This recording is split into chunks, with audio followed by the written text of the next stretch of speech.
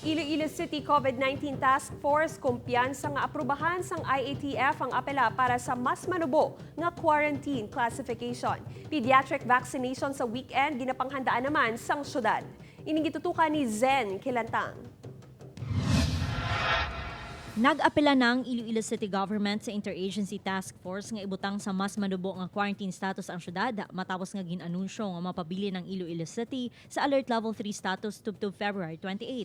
Sa Iloilo City COVID-19 Task Force, dako ang posibilidad nga maaprubahan ang hingyo sang syudad nga ipaidalom sa Alert Level 2. Ilabi na nga nagnubo ng healthcare utilization rate sa 56%, samtang average daily attack rate nga sadto anay nagsaka sa 85%, nagpanaog na sa 30%. Sa datos ng CESO CHO, 33 ang nagdugang panibago nga kaso sa Iloilo City kahapon.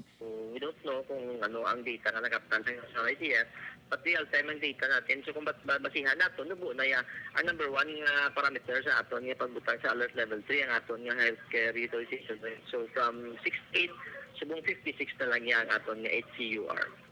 Samtang masobra 500 na ka mga kabataan nga nagaedad 5 tubtob 11 anyos ang nabakunahan umpisa sang Lunes. Ginahandaan na sang syudad ang pagpatigayon sang pediatric vaccination sa Sabado kag Domingo. Ginapaabot nga madamo nga mga bata ang magpabakuna upod ang ilang mga ginikanan kag guardian.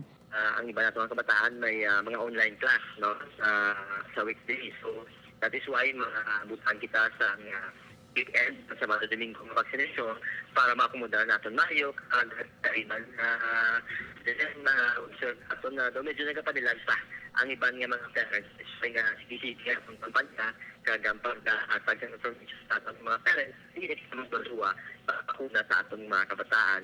Upod Kirumel Porquia, Zen Kilantang, One Western Visayas.